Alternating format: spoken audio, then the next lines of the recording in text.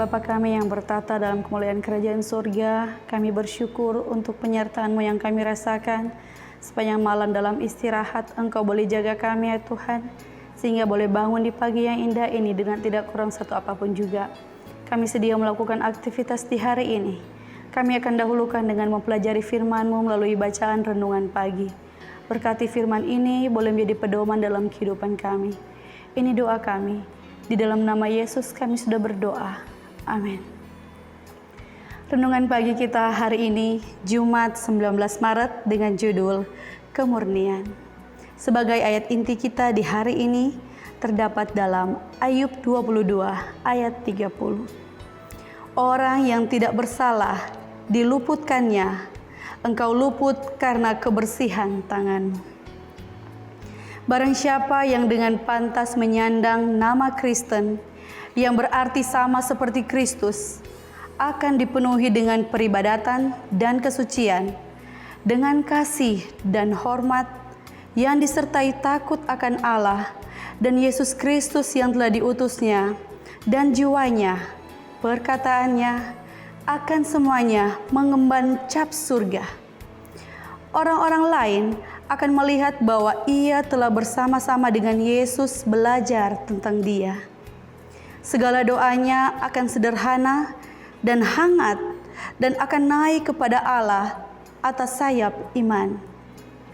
Belajar dalam sekolah Kristus, ia akan beroleh pikiran yang sederhana atas dirinya. Maka meskipun ia mungkin miskin dalam harta dunia ini, ia pun boleh kaya dalam anugerah Roh Allah dan boleh memberkati dan memperkaya orang lain oleh roh dan pengaruhnya, karena Kristus ada di dalam dia, menjadi suatu mata air yang memancar kepada hidup yang kekal. Ia akan memancarkan sekelilingnya suatu suasana pengharapan dan keberanian hati dan kekuatan, dan akan mempermalukan orang-orang yang duniawi, egois, orang-orang yang mengaku percaya di bibir saja, yang mempunyai nama untuk hidup tetapi mati. Iman yang indah itu yang diilhami Allah memberikan kekuatan dan keagungan tabiat.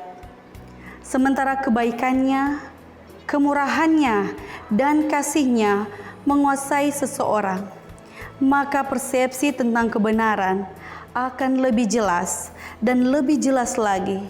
Lebih tinggi dan lebih kuduslah keinginan akan kemurnian hati dan kecemerlangan pikiran.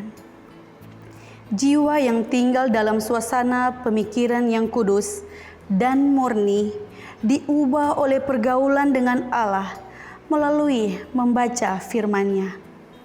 Kebenaran itu begitu besar, jangkauannya begitu jauh, begitu dalam dan begitu luas sehingga diri tidak kelihatan.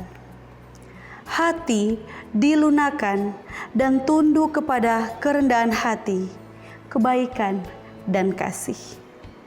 Dengan pikiran yang sudah dimurnikan, mereka akan menjadi cerdas. Kesucian hati dan keindahan roh ini lebih berharga dari emas, baik untuk waktu sekarang ini atau pada waktu kekekalan nanti. Hanya orang yang suci hatinya akan melihat Allah.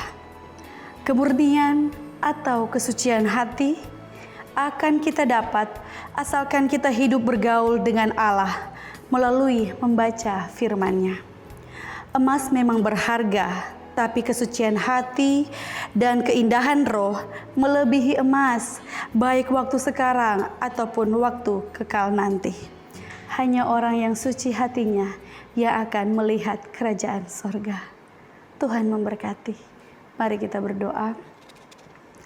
Bapa kami yang di surga, kami berterima kasih untuk pengkabaran firman di pagi ini. Biarlah Engkau memberkati firman ini sehingga boleh kami aplikasikan dalam kehidupan kami sehari-hari.